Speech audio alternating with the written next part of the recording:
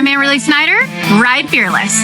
My name is Riley Duval, and I ride fearless. Hi, I'm Kelly Timmerman, and I ride fearless. My name is Stetson Jorgensen, and I ride fearless. My name's Latrice Duke, and I ride fearless.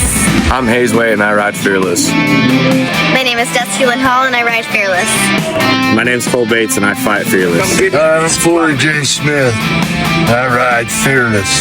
Always have and always will.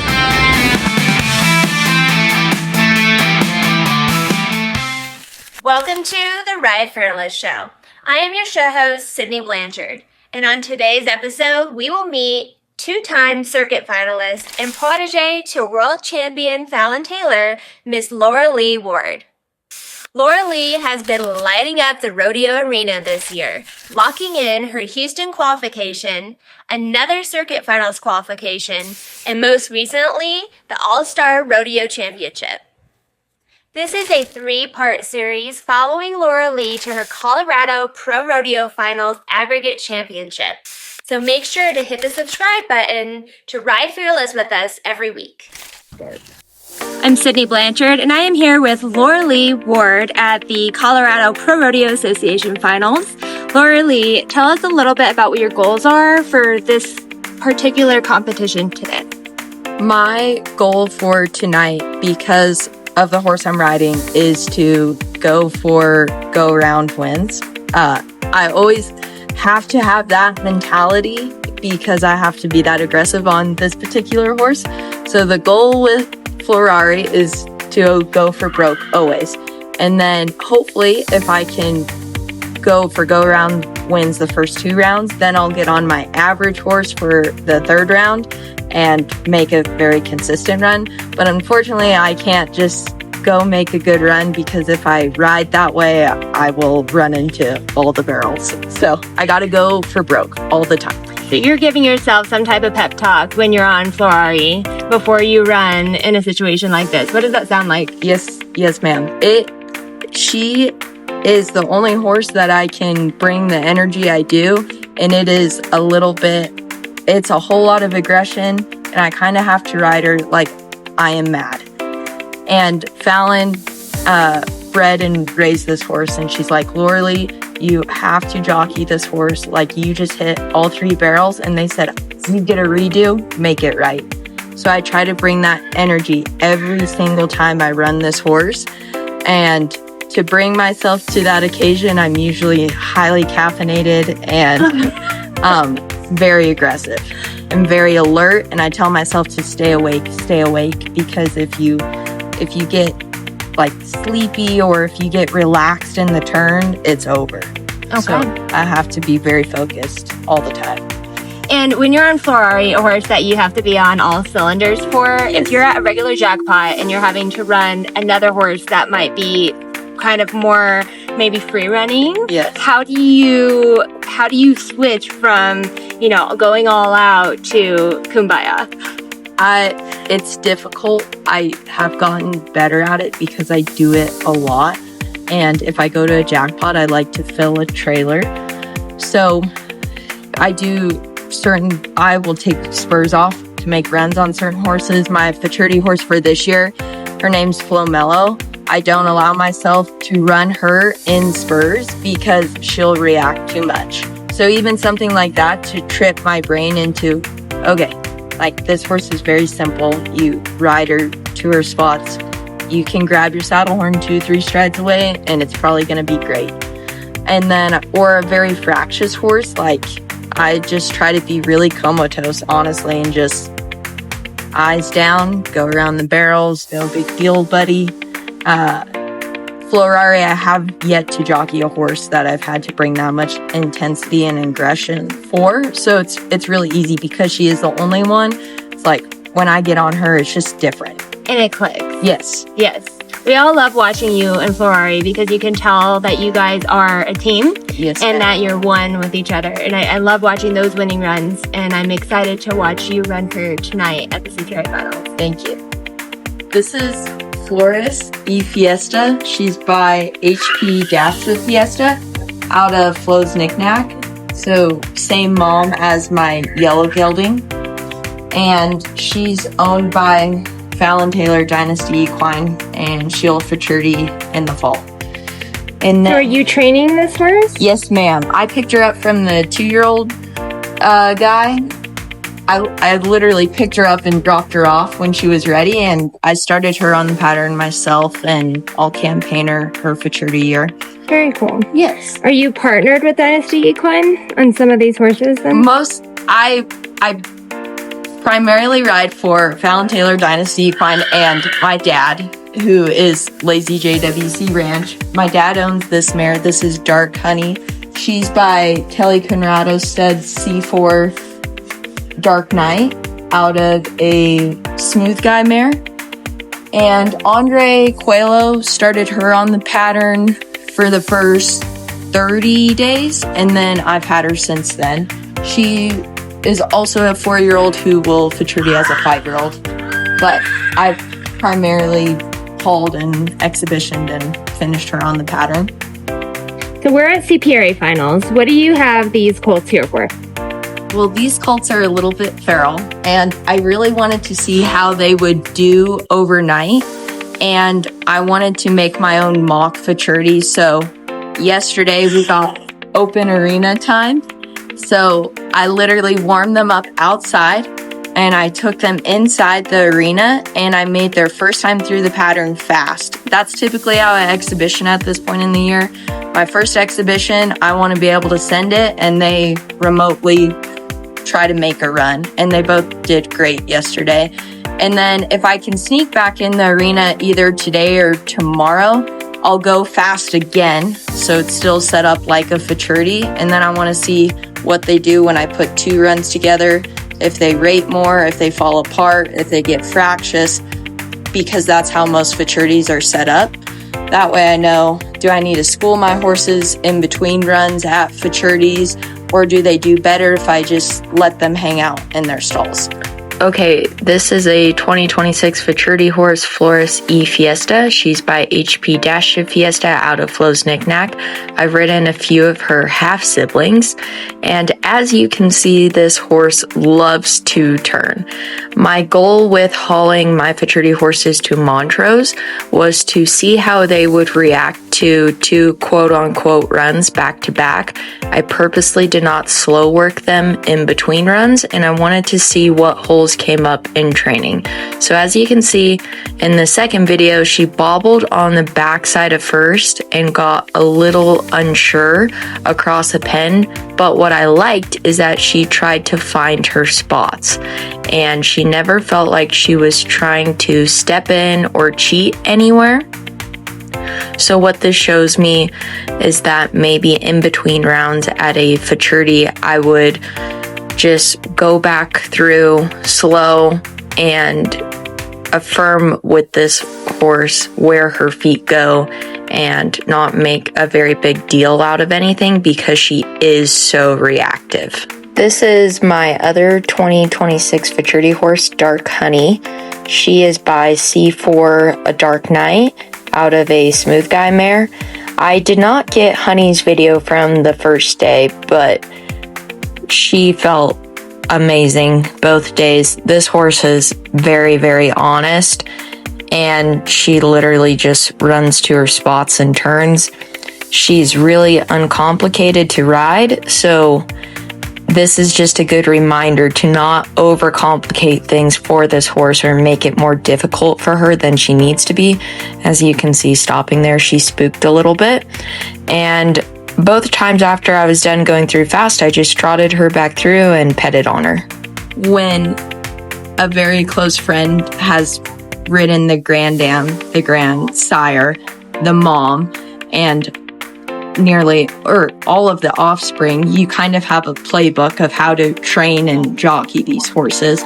They differentiate, I think, the most based on sex. So if they're a gelding or a mare, the mares seem to just handle any amount of pressure, and I think that's pretty true across the board regardless of genetics. The geldings are a little bit maybe more delicate, but Jerry here in training, he he likes to do things very, very slow. And if you can do things slower, he retains information better. I also found that true to be with Flowbot. He's another gelding. He's actually out of baby flow, but the bottom sides are very similar to Jerry's mom. Flowbot really retained information in training doing things slow, like at a walk or a trot, where the mares, they like more pressure. So if you can do things faster and harder and more aggressive, they retain information better. And then even things as simple as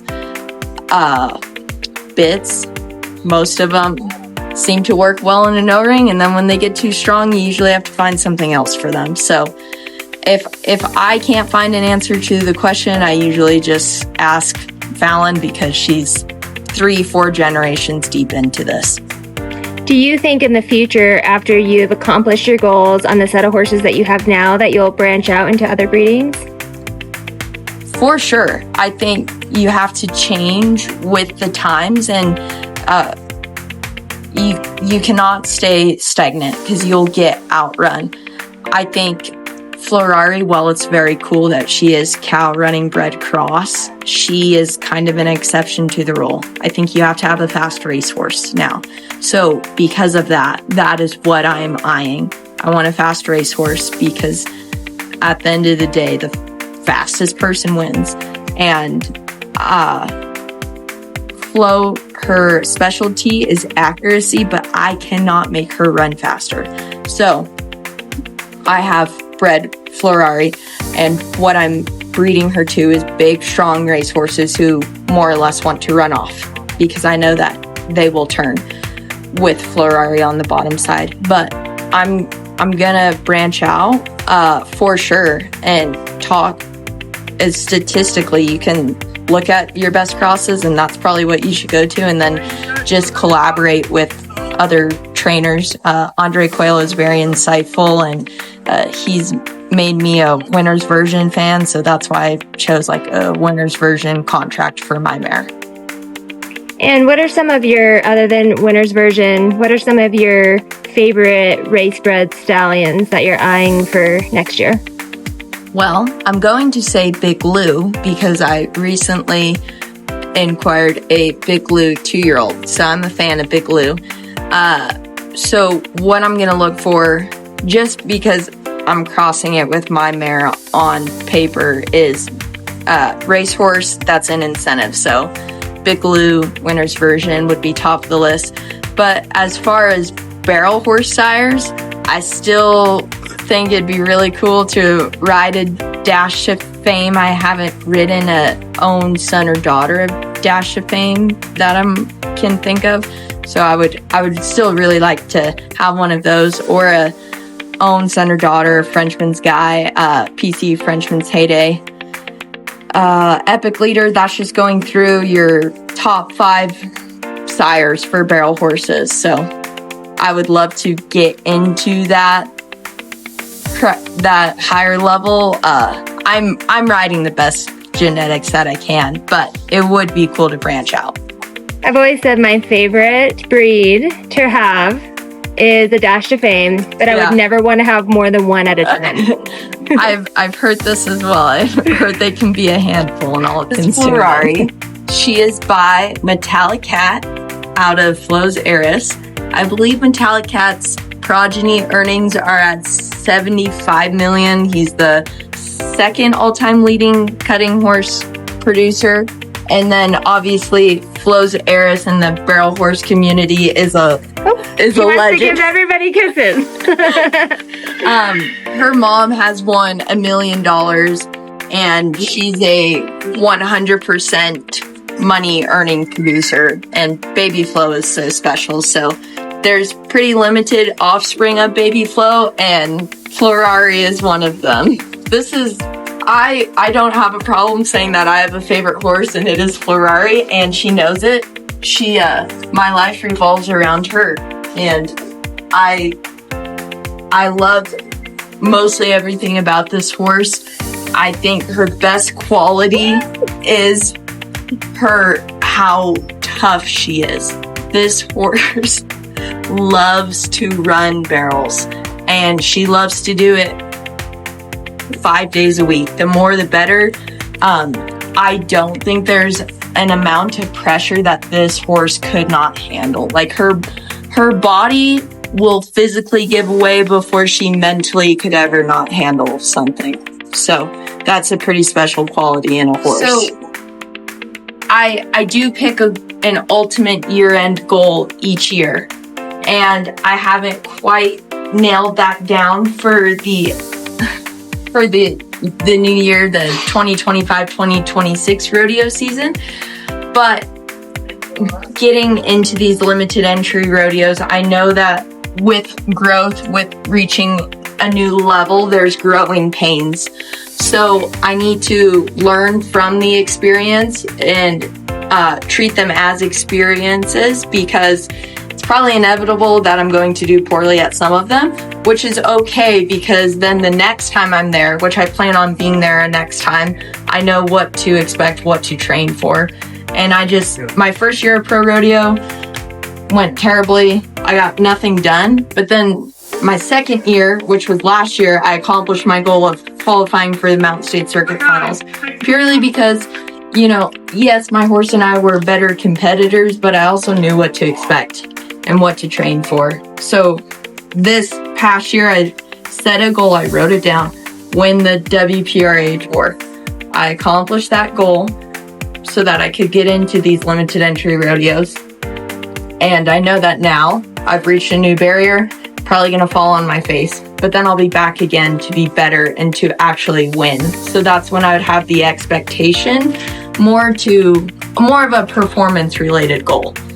But I'm just going to enjoy the experiences for what they are. What were your goals this 2025 season? What did you accomplish, and where are you now? So I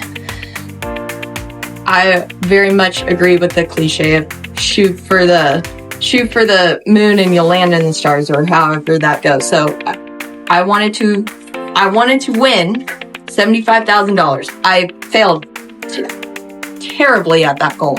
My other two goals were to qualify for Mountain States and to win the WPRA Tour. So on paper, from the outsider's perspective, I accomplished a lot this year, but I still failed at a goal. So next year, something I might look into is more a dollar amount. And I think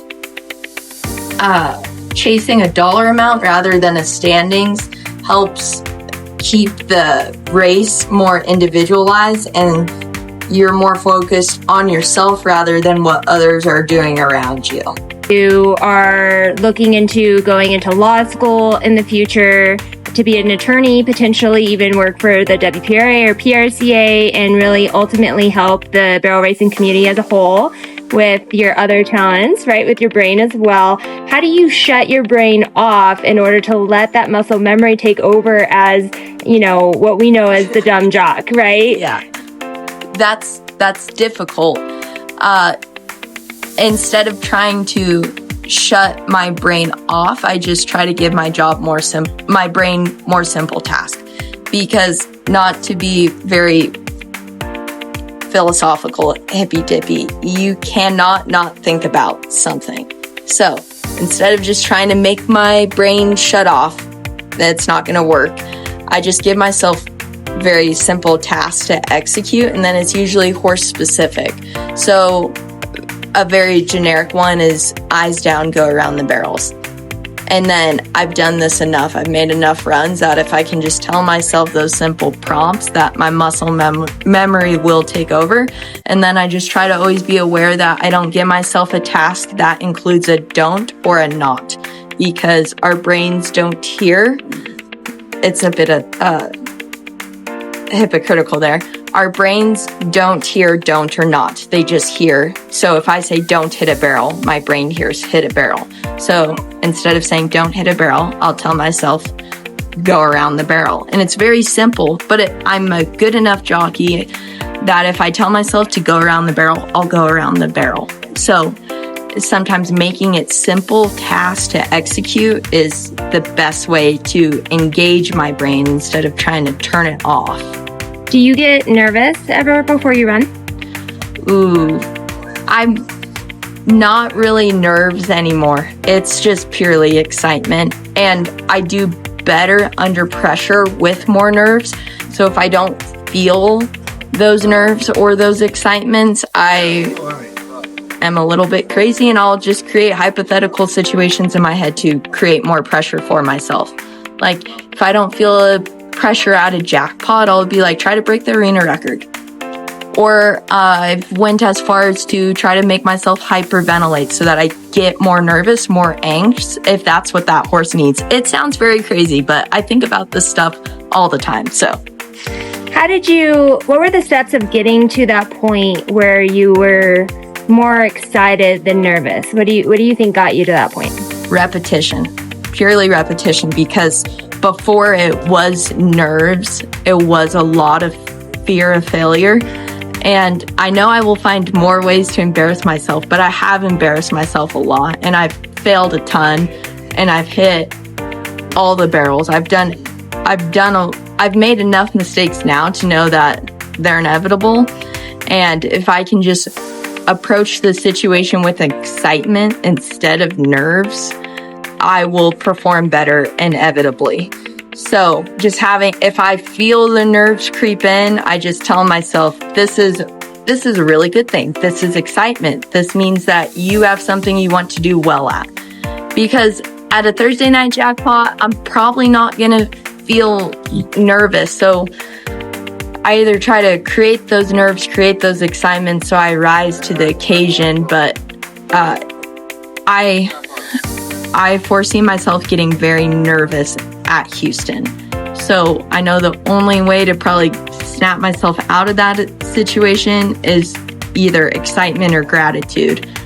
And you can't be in a state of gratitude. You can only be in that specific state. So I'm probably going to have to talk myself off the ledge and just be like, how cool is it that you're running at Rodeo Houston? You've wanted to run at this rodeo for so long. So just be grateful to be here instead of nerves, because nerves will take over and then I'll probably jockey my horse poorly. If you're speaking to a 13-year-old girl that is going to be the next pro rodeo champion cowgirl, she's looking up to you the way you looked up to Fallon. What are you going to tell her in order to help her ride fearless? Give yourself a simple task to execute. And as silly as it sounds, no one... Sydney has a bee trying to sting her. I'm being so professional. No one cares. And I mean that in the best way. No one cares really whether you do good or bad. So that should alleviate some pressure that no one really cares what you do and they're probably going to forget tomorrow. And you can extend that to no one cares that you work hard. No one cares that you have a lot of money. No one cares that you don't have a lot of money, because we are all pretty self-consumed. So you can take that as a very positive thing of just get in your own space and kind of silence the surrounding sounds, because that's where we get ourselves in bad situations, is when we let the outside sound creep in. No one cares. So just go enjoy your horse, execute your simple task, and whatever happens in the arena today, everyone will forget about tomorrow. So, as an upcoming rodeo champion, Loralee's knowledge of the sport is fascinating. Let's see how Ferrari handles the first round of the CPRA. Long-time friend,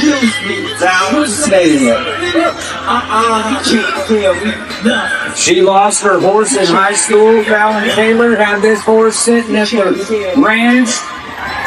She's been kicking butt ever since with a 15.70. That run was full of grit, legless, and boundless energy that captured Loralee the first round championship here at the Colorado Pro Rodeo Finals. Stay tuned for our interview with Round 1 champion as she discusses her intriguing style, mental game, and tips on achieving any goal in and out of the arena. Until then, wherever you are, make sure to ride fearless.